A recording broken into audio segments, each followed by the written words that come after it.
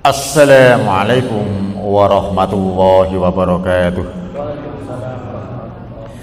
Alhamdulillah alladzi arsala rasulahu bil huda wa dinil haqq liyudhhirahu 'alad dini kullihi fa kafa billahi syahida. Asyhadu an la ilaha illallah wahdahu la syarikalah wa asyhadu anna Muhammadan abduhu wa rasuluhu la nabiyya ba'da. Raditu billahi rabba wa bil islami dina wa bi Muhammadin nabiyya wa rasula. Allahumma inni as'aluka rizqan thayyiban wa ilman nafi'a wa amalan mutaqabbala. Bapak, Ibu para jemaah, kajian menjelang Maghrib yang dirahmati oleh Allah, mari kita bersama-sama senantiasa berucap-ucap syukur kehadirat Allah Subhanahu wa taala, karena sampai dengan sore hari ini kita masih diberi kesempatan oleh Allah untuk bertemu muka, bermuajahah untuk bersama-sama kita mengkaji dari sebagian syariah Allah. Mudah-mudahan pertemuan kita pada sore hari ini mendatangkan keberkahan untuk kita semua. Mudah-mudahan apa yang kita kaji pada sore hari ini mendatangkan hidayah untuk kita semua. Sholawat dan salam mudah-mudahan tetap terlimpah pada junjungan Nabi besar Muhammad SAW yang telah membimbing umat manusia dari zaman gelap ke zaman yang terang. Dan mudah-mudahan kita yang hadir di masjid ini dan keluarga kita di rumah termasuk hamba-hamba yang senantiasa mendapatkan hidayah dari Allah Subhanahu wa taala, agar kehidupan kita selamat dan bahagia dunia, selamat dan bahagia pula nanti di akhirat. Amin ya rabbal alamin. Bapak sekalian, yang akan kita bahas, yang akan kita kasih sore ini tentang keluarga bahagia bersama anak soleh. Bapak sekalian, anak itu merupakan amanah, titipan dari Allah Subhanahu wa taala. Anak itu salah satu bentuk rezeki yang diberikan Allah untuk kita. Tetapi nanti anak itu akan diminta pertanggungjawaban tentang apa yang kita torehkan pada anak, apa yang kita berlakukan pada anak, apa yang pernah kita didikkan pada anak. Itu nanti yang akan kita dimintai pertanggungjawaban. Secara umum Allah menyebutkan kullun nafsin dha'iqatul maut, tapi di samping itu kullun nafsin bima kasabat rahina. Apa yang telah kami berikan akan kami mintai pertanggungjawaban. Semua manusia akan diminta pertanggungjawaban, termasuk pertanggungjawaban pada anak. Jadi sekalian, sebagai pengantar ya, jadi anak merupakan amanah dari Allah Subhanahu wa taala untuk orang tua. Amanah itu harus senantiasa dijaga dan dirawat sehingga muncul generasi yang robbani, generasi yang akan menegakkan kalimat tauhid di muka bumi ini sampai dengan waktu yang telah ditentukan oleh Allah. Anak itu nanti cermin orang tuanya. Ada adigium Jawa, anak polah bapak keprada, ya. Tingkah laku anak itu nanti akan membawa orang tuanya. Anak pandai akan ditanya orang, iku anak isopo. Mesti orang tuanya akan terlibat di situ. Anak bodoh bedugal sama saja, iku anak isopo. Begitu. Makanya anak polah bapak keprada. Habis sekalian, karena nanti diminta pertanggungjawaban, maka Allah Subhanahu wa taala memberikan arahan, memberikan bimbingan bagi semua manusia, utamanya orang tua. Sebagaimana harta, anak juga dapat berbalik menjadi fitnah. Dan sekali lagi, anak itu bisa berubah menjadi fitnah bagi orang tuanya. Oleh karena itu Rasulullah memberikan pesan sebagai berikut. Yang pertama adalah didiklah anak-anak kita untuk mengenal Allah Subhanahu wa taala. Sering-seringlah kita menyebut asma Allah di depan anak. Maaf, seandainya jenengan bersin ucapkan hamdalah di depan anak. Keraskan. Nanti ucapan hamdalah akibat dari kita bersin direkam oleh anak. Oh, bapak iku nek wayahe wahid bersin dia berucap alhamdulillah. Ada hujan, dan hujan itu Pak, maaf, karena doanya pendek, tidak apa-apa jenengan doa di depan anak dengan suara keras. Didik anak kita itu dalam setiap waktu, dalam setiap peristiwa, dalam setiap perbuatan dengan menyebut asma Allah. Kepreset innalillahi, ojo sampai kepreset ejaran, ya. Itu kalau dilihat oleh anak, direkam oleh anak. Di semua perbuatan kita, ucapan kita, ikat, hubungkan dengan nama Allah. Utamanya di depan anak. Maaf Pak ya, nanti kalau jenengan tahajud semisal, tidak apa-apa, walaupun tahajud itu munfarid, tahajud itu tidak berjamaah, munfarid. Kalau memungkinkan Pak, pada saat jenengan tahajudlah di sebelah anak. Wah, mungkin anak itu waktu masih tidur. Jenengan takbir Allahu Akbar, jenengan i'tidal sami Allah liman hamidah. Pak, begitu anak nun sewu ngelilir, terjaga, dia akan merekam perbuatan ayahnya, perbuatan ibunya. Oh, ibu itu kalau tengah malam dini hari tahajud. Itu direkam Pak oleh anak itu, diingat-ingat oleh anak. Oleh karena itu, didiklah anak kita untuk mengenal Allah Subhanahu wa taala. Sebagaimana Luqman alaihissalam. Luqman itu bukan seorang rasul, bukan seorang nabi. Tapi karena kesolihan Luqman itu menjadikan Luqman namanya diabadikan oleh Allah untuk nama sebuah surat dalam Al-Qur'an. Kesolehan. Maka nanti jangan lupa Pak, berdoa kepada Allah. Rabbi habli minas sholihin. Karuniakanlah aku ya Allah anak yang solih. Ya, mudah-mudahan keturunan yang solih itu nantinya ada pada diri kita. Ya. Wa qala Luqmanu libnihi wa huwa ya'iduhu ya bunayya la tusyrik billah innasyirka la dzulmun adzim. Ingatlah ketika Luqman berkata pada anaknya di waktu ia memberi pelajaran kepada anaknya. Orang tua itu guru pertama seorang anak. Tapi sekalian, lah guru yang baik itu membuat contoh. Ya.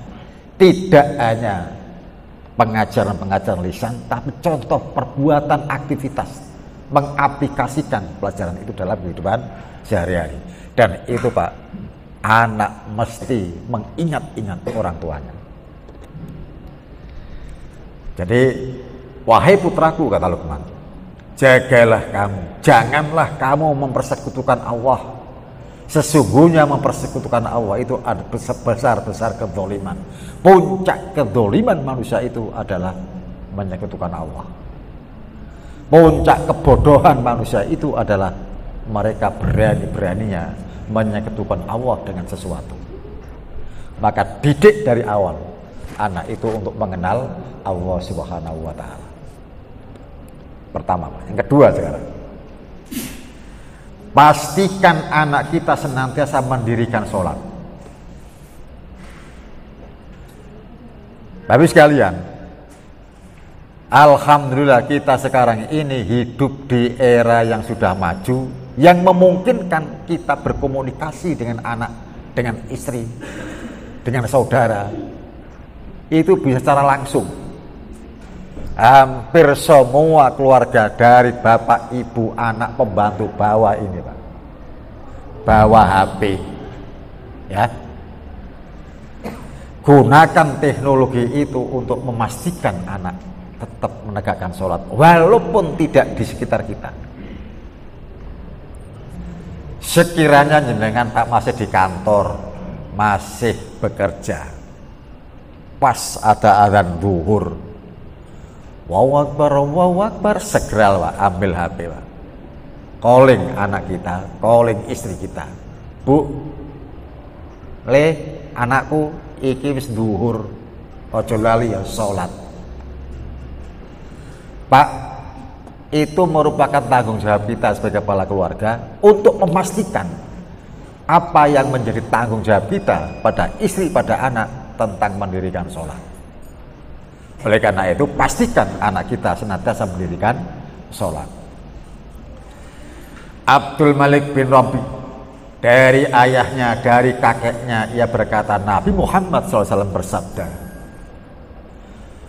Murus sabiyya bis sholah idza balagha sab'ina sanah, idza balagha sab'a sinin, wa idza balagha asra sinin fadribuhu 'alaiha. Ini pesan Rasulullah yang mesti kita ingat. Dalam hadis Sunan Abu Daud, hadis nomor 417, Nabi menyatakan, perintahkanlah anak kecil untuk melaksanakan sholat apabila sudah mencapai umur 7 tahun. Kalau 7 tahun sekarang kelas berapa? Kelas 1 atau kelas 2. Perintahkan anak kita untuk sholat pada saat umur 7 tahun. Kenalkan tempat-tempat sholat, ajak anak-anak kita ke masjid. Dari dini kita sudah menanamkan rasa cinta pada masjid. Maaf, dadi takbir ojo kereng-kereng. Ya, ojo kereng-kereng. Ono arek cilik nang masjid ditakoni nang ngene pintu masjid. Kon wis sunat oh durung? Durung, Pak. Boleh. Durung sunat, gak usah nang masjid. Jangan, Pak. Ya. Kita harus menanamkan anak itu senang mencintai masjid. Tanamkan pada anak malu untuk tidak ke masjid. Bapak sekalian, sampai Rasul menekankan ini. Perintahkanlah anak kecil untuk melaksanakan sholat. Umur 7 tahun. Dan apabila sudah mencapai umur 10 tahun, angel sholatnya, orang gelem sholat, pukul dia. Pukul ini pukulan kasih sayang, Pak. Pantatnya dipukul, di kakinya dicubit, ya. Lebih keras lagi. Karena apa? Tanggung jawab orang tua terhadap anak adalah menanamkan kebaikan dan menanamkan dari awal hidupnya yang masih kecil itu untuk menegakkan sholat. Sampai Nabi Ibrahim alaihissalam berdoa kepada Allah, dan doa Nabi Ibrahim itu diabadikan dalam Al-Quran, surat Ibrahim ayat 40. Rabbi ja'alni muqimas sholati wa min dzurriyyati. Rabbana wa taqabbal doa. Ya Allah, jadikanlah diriku dan anak-anak cucuku nanti sebagai hamba-hambamu yang tetap dapat menegakkan sholat. Jadi pastikan anak kita itu senantiasa mendirikan sholat. Pengalaman, Pak, ya, ini pengalaman saja. Saya pernah menjadi kepala SMK. Jumlah siswanya 1.509 prodi, Pak. Jadi kalau waktunya zuhur, anak yang sebegitu banyak 1.500 itu langsung, Pak, disuruh untuk menuju masjid sekolahan. Koyok dene Jumatan, Pak. Akan kelihatan, Pak, senakal-nakalnya anak, jika dia tetap mau untuk menegakkan sholat, gampang aturannya. Ya, anak nakal, Pak, itu selumrah lah, logis untuk menentukan kematangan kepribadian itu pada proses. Apa meneh arek SMK sing biyen diarani STM, nakal-nakal. Ya itu wis lumrah di mana-mana. Tapi kalau anak itu nakal, Pak, ijek gelem ngelakoni sholat, gampang aturan. Yang repot, Pak, siswa-siswa di rumah nggak pernah sholat, nang sekolah dikongkon salat, anyel Pak. Godak-godakan dhisik karo gurune. Dikongkon wudu bolet ae. Nah, jadi senakal-nakal anak, tapi kalau anak itu masih mau untuk menegakkan sholat, insya Allah mudah mengaturnya. Yang lebih parah Pak, jika dari awal anak tidak paham tentang sholat, tidak ngerti tentang sholat, begitu dewasa menjadi orang, ya tetap ora sholat. Untuk bertaubat Pak, repot, angel. Dia tidak tahu bagaimana cara taubat. Sementara yang ini dari awal itu sudah tidak pernah sholat. Sudah dewasa, sudah menjadi orang, baru akan memulai sholat. Sulit sekali. Makanya nanti nasihat Rasulullah di sini, jangan merasa takut dengan istilah KDRT Pak. Sehingga hukum KDRT orang ngerti hukum Islam. Anak sholat dipaksa sholat, jadi tidak boleh memaksa. Loh, ini kok karpet dewe, ya. Jadi nantinya sudah bareng Pak memukul di sini, fadribuhu, pukullah dia, itu pukulan kasih sayang untuk anak bisa tetap melaksanakan kebaikan. Dalam hal ini adalah sholat. Tapi sekalian, termasuk jenengan terhadap putri jenengan. Sebab putri itu kadang-kadang kan jelas beda nanti dengan yang putra. Sebab apa? Kalau kedewasaan putri itu lewat menstruasi. Saat menstruasi anak tidak sholat.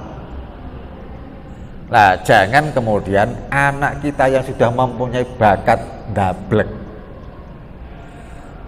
orang menstruasi dikongkon sholat, jawabnya aku wayai. Ya, jadi jangan sekali-kali orang tua tertipu dengan anak yang dablek seperti ini. Sekali lagi pengalaman juga. Saya mempunyai putri Pak, waktu masih SMP dulu, ya. Sekarang sudah berumah tangga. Dulu waktu masih SMP, saya ingat dia kelas 2 sudah mulai datang bulan menstruasi.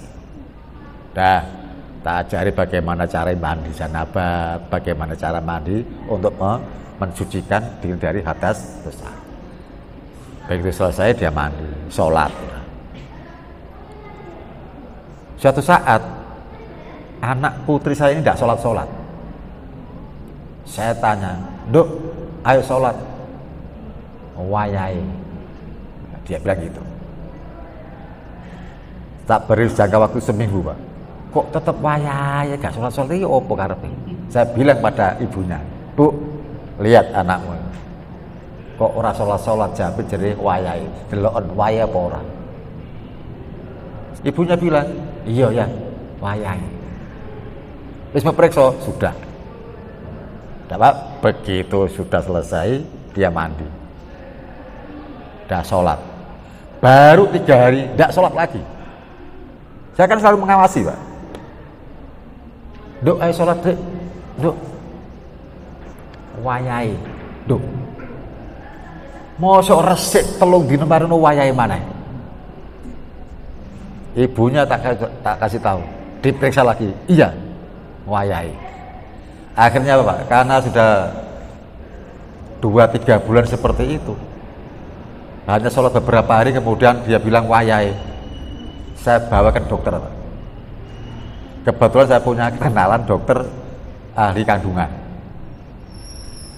Mungkin jenengan pernah dengar nama dokternya, namanya Dokter Cuput. Dia praktek di rumah sakit Angkatan Udara, tapi sudah almarhum sekarang. Pak, saya bawa ke situ. "Loh Pak, ada apa? Pak Sokani ini teman lama." Saya periksa, saya mohon diperiksa anak saya. Tentang urusan sholat, tidak pernah sholat karena wayai. Saya periksa, apa bener ono wayai sekian hari suci, kemudian wayai lagi. Diperiksa ya Pak, ya, diperiksa. Ternyata dokter mengatakan, "Iya Pak Sokani, kalau saya lihat dinding rahimnya, anak jenengan nanti menstruasinya normalnya setelah umur 23 tahun. Itu. Padahal anak saya waktu itu masih SMP. Pak, mengapa itu saya ceritakan kepada jenengan? Karena orang tua, khususnya bapak, mempunyai kewajiban untuk memastikan anaknya itu sholat. Jangan dibiarkan, Pak, anak itu tidak sholat. Jangan dibiarkan anak itu mengulur-ulur waktu untuk tidak sholat. Ya. Tanggung jawab orang tua adalah memastikan anak itu senantiasa mendirikan sholat. Nah, Bapak sekalian, berikut yang ketiga, hidupkan dalam rumah kebiasaan atau suasana keislaman. Bacalah Al-Quran di setiap rumah-rumah kita. Jangan kemudian satu hari pun rumah kita tidak dibaca Al-Quran di dalamnya. Kalau dengan baca Quran, dengarkan pada anak, supaya anak itu juga akan menyontoh. Jangan biarkan anak-anak kita bebas bermain dengan melupakan kewajiban untuk baca Quran. Maaf Pak ya, sekarang banyak anak-anak kita sendiri pun sering membaca HP, membaca WA, tapi tidak sering membaca Quran. Ya. Jangan kemudian kitab suci kita, kitab suci berupa HP. Seakan-akan kewajiban membaca WA dalam HP. Al-Quran sebagai prioritas utama, Pak. Sebab dia adalah hidayah dari Allah Subhanahu wa taala. Pedoman hidup ada di situ.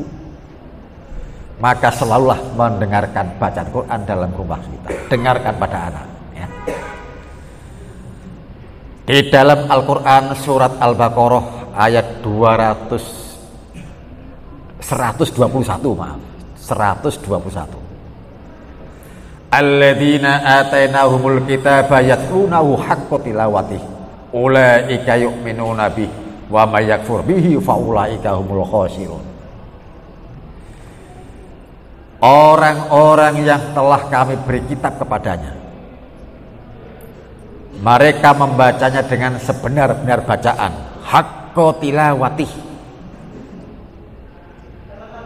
Bacaan itu tidak hanya untuk kita, tapi juga untuk keluarga kita. Dengarkan, sebab nanti yang membaca maupun yang mendengar, insya Allah sama-sama mendapatkan rahmat dari Allah Subhanahu wa taala. Dan jadikan Al-Quran ini sebagai bacaan harian, walaupun 1-2 ayat, tapi tiap hari, Pak. Jadi ini hidupkan suasana Islam. Bapak sekalian, berikutnya dari Abu Musa, dari Nabi Muhammad SAW, beliau bersabda, "Mathalul baitil ladzi yadhkuruhu fihi wal baitil ladzi la yadhkuruhu fihi mathalul hayya wal mayyit." Al-Quran itu, Pak, nanti bisa ditamsilkan, diperumpamakan. Rumah yang dibacakan Al-Quran di dalamnya, Al-Quran yang diajarkan pada anak-anaknya dalam rumah itu, dengan rumah yang tidak pernah dibacakan Al-Quran di dalamnya, itu seperti orang hidup dan orang mati. Orang itu akan senang melihat orang itu tampan wajahnya, cantik wajahnya, dan hidup. Kalau hanya tampan dan cantik tapi dia mati, tidak ada orang yang mau untuk melihat. Seperti hanya rumah. Rumah tidak cukup dengan bagusnya bangunan, tapi rumah itu juga dihidupkan dengan bacaan-bacaan Al-Quran di dalamnya. Ini sabda Rasulullah dalam Sahih Muslim, hadis nomor 1299. Jadi Al-Quran menjadi pedoman hidup. Pak, ini contoh, tapi contoh bukan untuk ditiru, Pak, ya. Saya hanya menyebutkan Al-Quran itu bisa berdakwah dengan sendirinya. Jenengan begitu masuk rumah orang, jenengan akan bisa menilai orang itu siapa. Begitu kita bertamu, masuk pada rumah orang, melihat rumah itu tertata rapi, ya, vas bunganya ada di situ, rak-rak bukunya tersusun rapi, kita pun akan mengetahui, oh, wong iki betul-betul rapi, ahli ilmu. Lihat aja lah, rak-rak bukunya bagus. Tapi nokono Pak, ono palangnya ini, Pak. Ono palangnya. Kita pun menilai. Tapi wong ini sing di omah Kristen. Sampai kok ngerti, iku ono palangnya. Wes ganti sekarang. Jenengan Pak, beli Al-Quran. Ya, beli Al-Quran. Wes Qur'ane anyar, teko Beirut, letakkan di atas meja ruang tamu. Ora usah dibuka. Begitu ono tamu, dia akan melihat Quran itu. Wih, tuan rumahnya ahli Quran. Ya, ahli Quran. Kok ngerti? Iku ruang tamu nih ono Quran.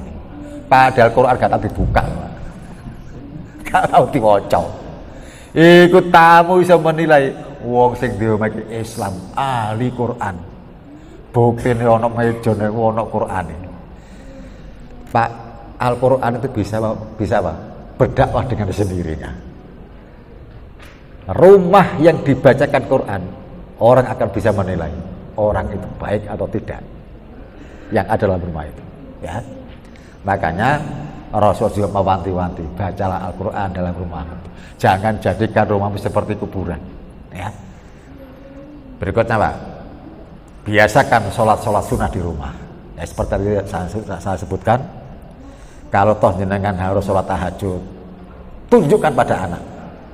Kalau kita tiap malam sholat tahajud, tunjukkan pada anak, utamanya ibu-ibu. Kalau tiap hari kita pun sholat duha di rumah kita masing-masing. Jenengan sholat itu akan direkam, akan diingat oleh anak. Nah ini untuk percontohan. Guru yang baik membuat contoh, orang tua yang baik membuat contoh pada anak-anaknya. Hidupkan budaya memberi salam. Ya, Bapak Ibu sekalian, setiap kita masuk berucap salam. Setiap kita masuk rumah ucapkan salam. Dengarkan pada anak. Bahkan nanti kalau perlu, begitu anak kita masuk tanpa berucap salam, maaf Pak ya, Surabaya Pak, Bloko Sutowai. Saya kalau ada anak saya masuk rumah ndak berucap salam, tak kongkon metu. Lih metu sik, metu. Sampean mau mlebu omah ora berucap salam. Metu Pak. Balik meneh ucap salam, baru boleh masuk. Kalau ndak dipaksa seperti itu Pak, tidak menjadi kebiasaan nantinya. Biasakan berucap salam begitu kita masuk rumah. Supaya rumah kita diberkahi, keluarga kita diberkahi, sebab ucapan salam itu ada kalimat wa barakatuh, keberkahan, ya. Jadi hidupkan budaya memberi salam. Allah Subhanahu wa taala, coba ini Allah sendiri yang berfirman, tidak lagi sabda Rasulullah, tapi firman Allah Subhanahu wa taala. Ya ayyuhalladzina amanu la tadkhulul buyutan ghaira buyutikum hatta tasta'nisu wa tusallimu ala ahliha. Al-Qur'an surat An-Nur ayat 27. Wahai orang-orang beriman, janganlah kamu memasuki rumah yang bukan rumahmu sebelum meminta izin dan memberi salam kepada penghuninya. Minta izin dulu baru berucap salam. Itu redaksi ayat begitu, ya. Mintalah izin dan memberi salam. Nah, di situ nanti akan berlaku al-urf. Al-adatu muhakkamah, adat itu bisa jadi hukum. Adate wong mlebu omahe wong iku ngetuk pintu. Ngetuk pintu itu Pak tanda minta izin, ya. Mintalah izin baru nanti berucap salam. Ngetuk pintu dulu baru berucap salam. Tapi sekalian,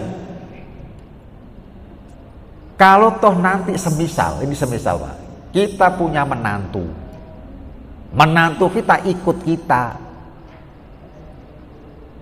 domisilinya satu rumah dengan kita, menantu kita ikut kita, jenengan Pak, walaupun itu rumah jenengan sendiri, masuk kamar menantu tetap minta izin Pak. Jangan menggunakan istilah iki lho omahku dhewe. Mantu kan melu, Pak.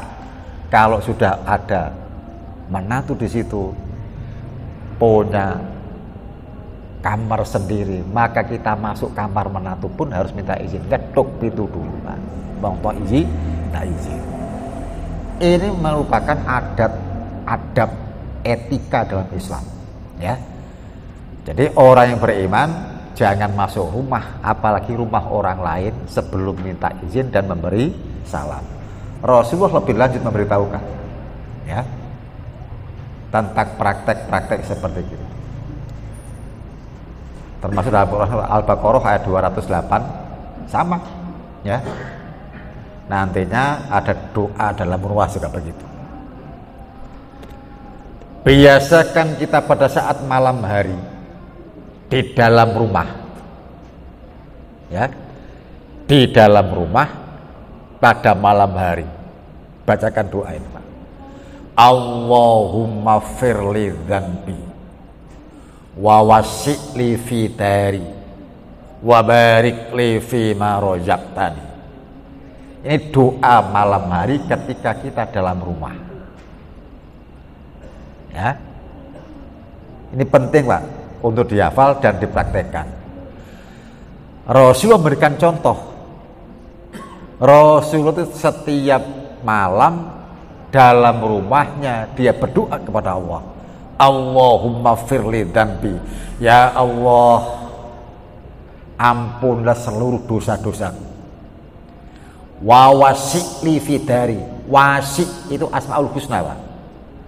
Wasi' itu artinya luas, lapang. Wa wasi'li fi dari, dan lapangkanlah, luaskanlah rumah tanggaku. Lapang rezekinya, lapang keberkahannya, lapang maunahnya, ya, lapang pula maghfirahnya. Wa barik li fi ma razaqtani, dan berilah aku keberkahan pada rezeki yang telah kau berikan kepada kami.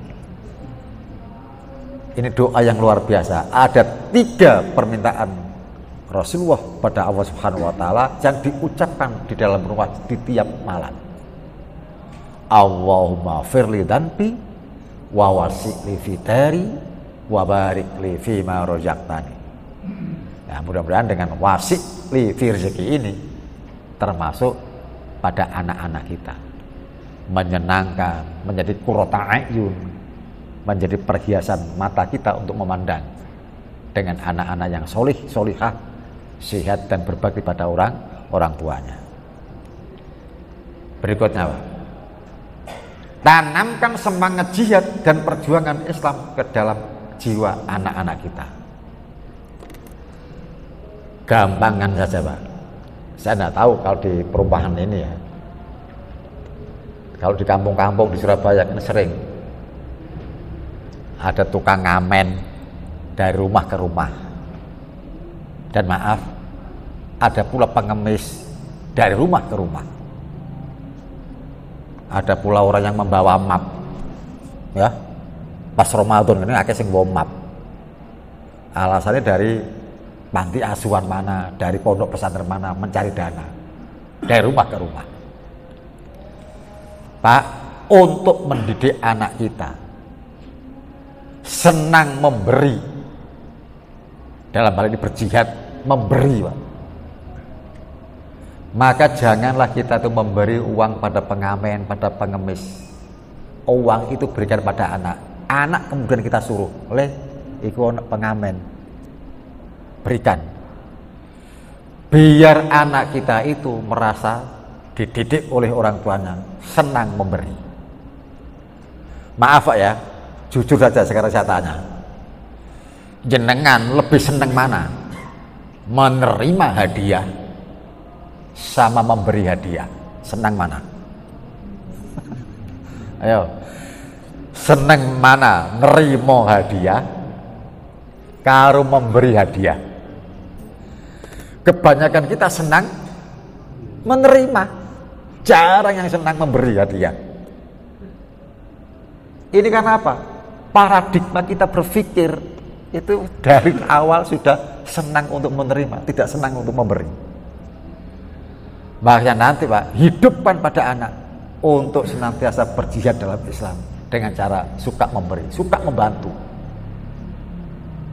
Kalau itu tertanam dari awal Pak, subhanallah, sekarang ada tragedi Palestina, tidak usah demo macam-macam Pak, menggalang dana, anak kita pun akan terpanggil untuk menyisihkan uang sakunya untuk membantu saudara di Palestina. Tanamkan semangat jihad dan perjuangan Islam dalam jiwa anak-anak kita. Dalilnya cukup panjang ya.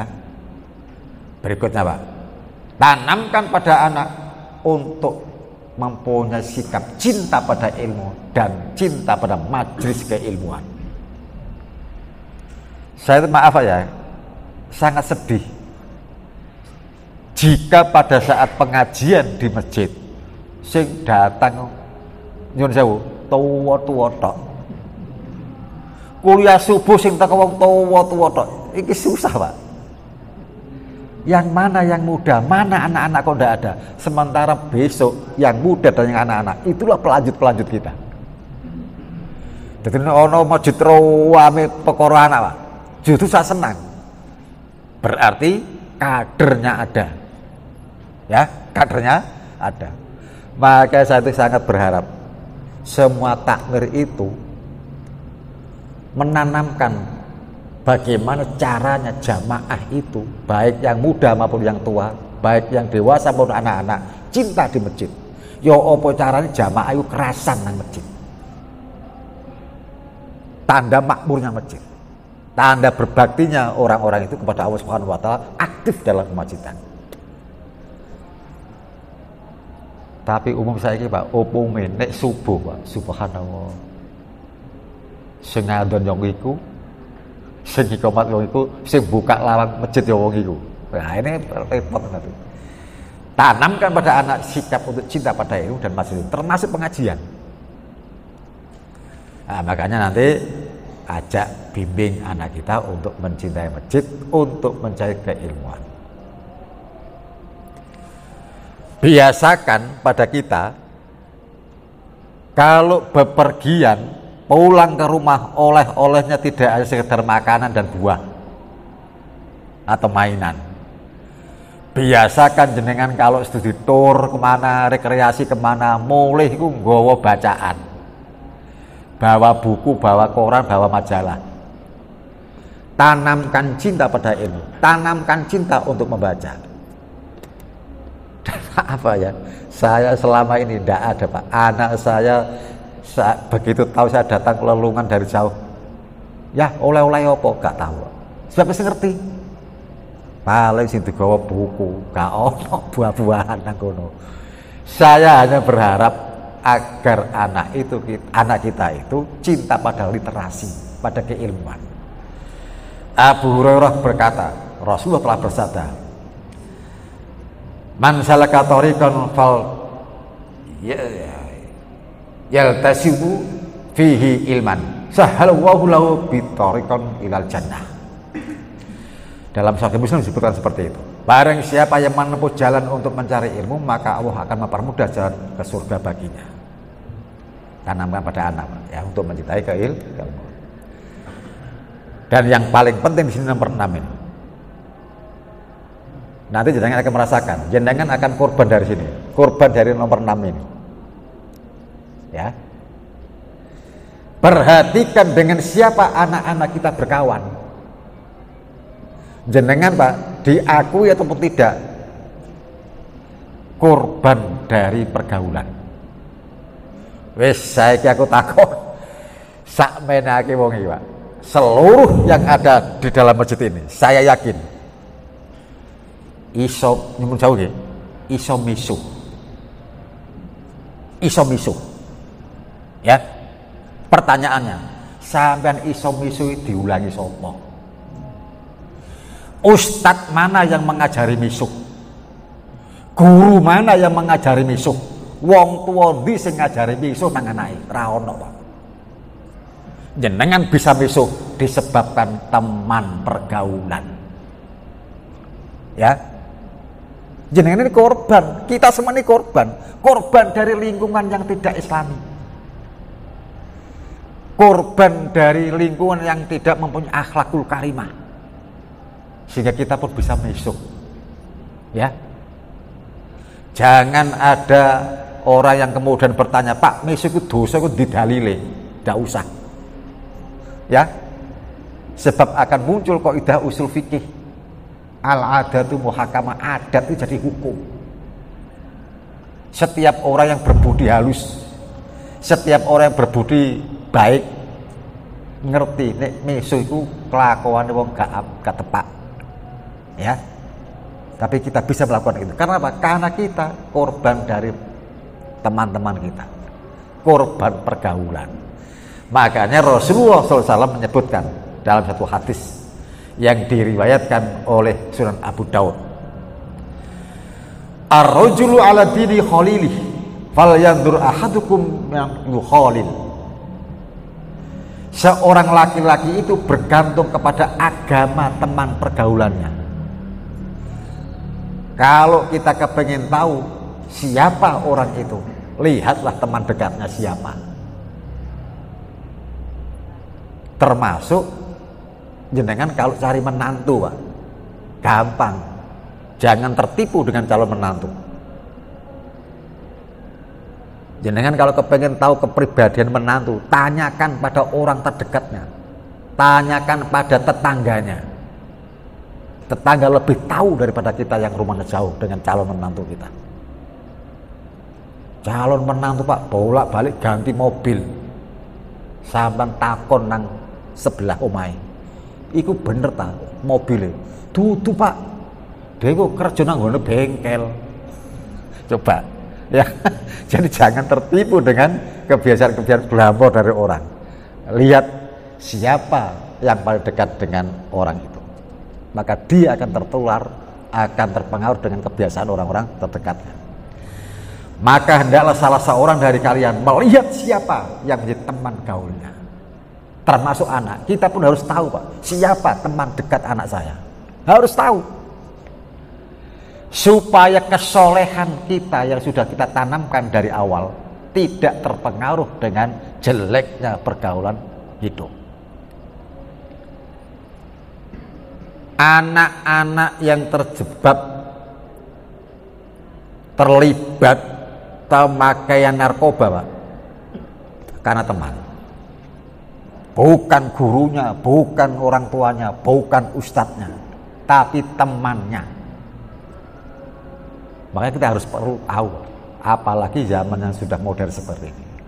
Jenengan harus bisa mengetahui, mendeteksi siapa teman akrab jenengan, teman akrab anak jenengan. Ibu-ibu, saya juga pesan. Saya yakin di TPQ atau TPA atau madrasah yang kita punya, yang di situ anak kita mencari ilmu, sudah hafal semua doa-doa harian, sudah banyak yang hafal ayat-ayat pilihan, sudah banyak yang hafal surat-surat pendek.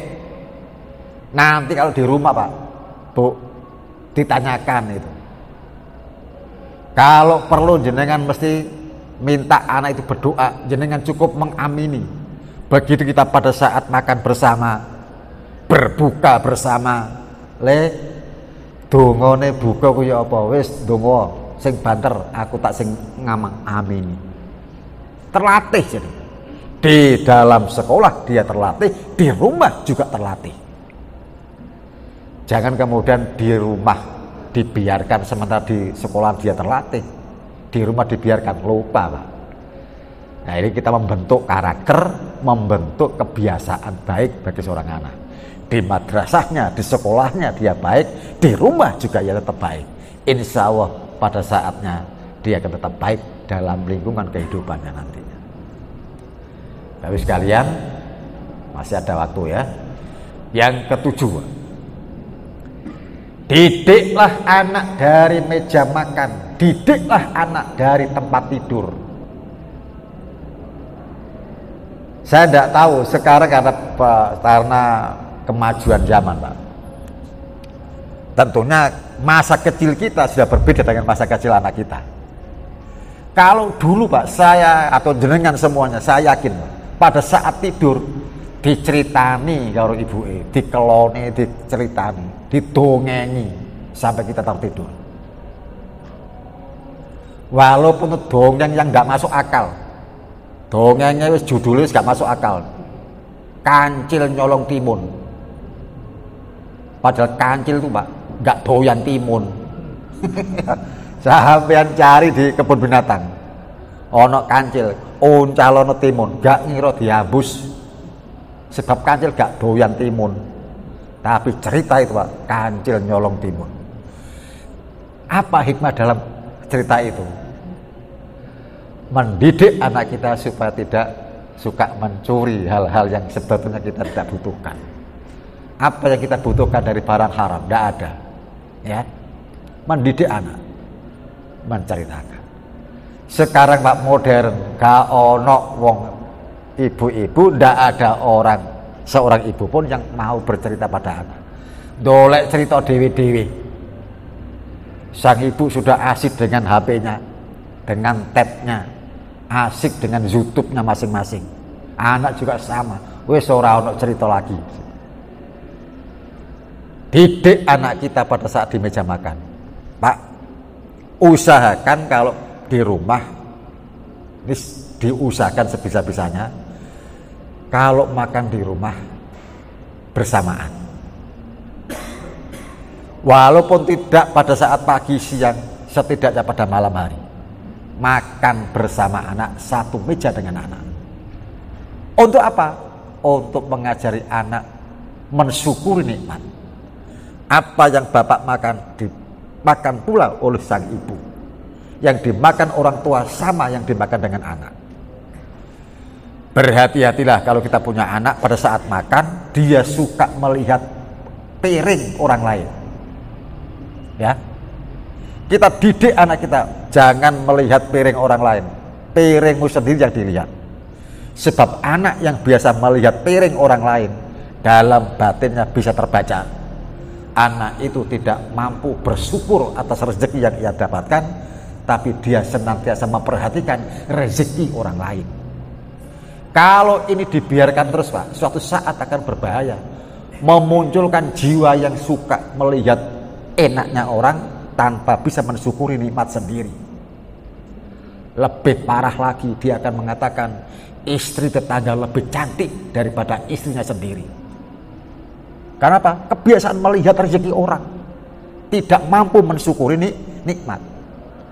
Didik anak kita itu lewat meja makan. Ada pesantren di Jawa Timur ini, namanya pesantrennya Pesantren Wali Songo di daerah Ngabar. Ngabar itu Ponorogo, Pak. Ponorogo. Dulu kiainya namanya Pak Ibrahim Thoyib, Allahu yarham. Dia, Pak, kalau bertamu, ada orang tamu, termasuk saya dulu pernah bertamu ke situ. Tamu yang hadir, Pak, semuanya, Pak, ya sebanyak itu dikasih makan dulu. Dan sang kiai melihat dari balik jendela, yang di situ ada kaca yang bisa melihat keluar, tapi yang di luar tidak bisa masuk melihat ke dalam. Ternyata dia melihat dulu satu persatu tamu yang dia suguhi makanan tadi. Untuk apa begitu? Kepribadian seseorang itu bisa terlihat pada saat ia makan. Maka berhati-hatilah, Pak, ya. Diajak makan berbuka bersama itu hati-hati, Pak. Kepribadian jenengan akan terlihat pada saat makan. Iki wong rakus apa ora kelihatan. Orang ini punya etika, punya adab atau tidak kelihatan. Orang ini pandai bersyukur atau tidak akan kelihatan pada saat kita makan, Pak.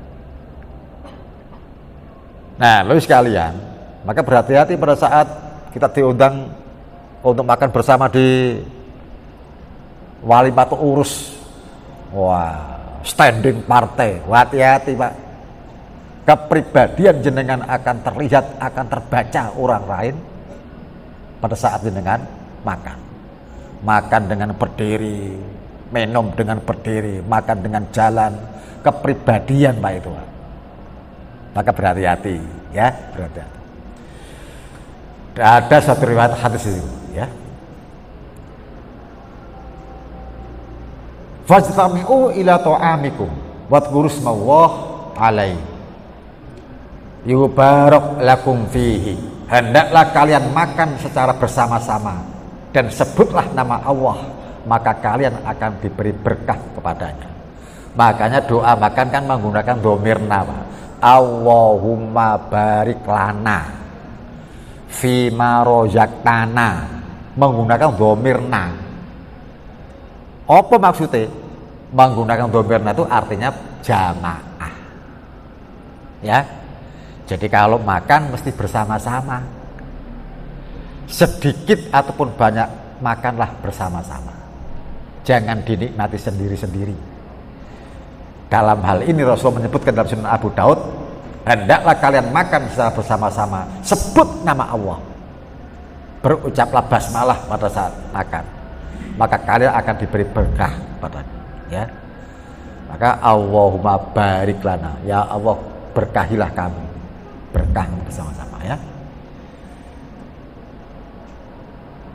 Ya gulam samillaha wakul biyaminik wakul mimma yalika fama zalatil mati ba'du. Wahai gulam, gulam itu merupakan panggilan anak laki-laki yang disayangi. Bacalah bismillah, makanlah dengan tangan kanan, makanlah makanan yang ada di hadapan. Sama kepribadian, makanlah yang paling dekat dengan posisimu. Mudah-mudahan dengan demikian Allah Subhanahu wa taala memberikan kita keberkahan dalam aktivitas sehari-hari, termasuk dalam makan sekali. Kiranya waktu sudah mendekati adzan, kita akhiri pertemuan kita dengan doa bubar majelis.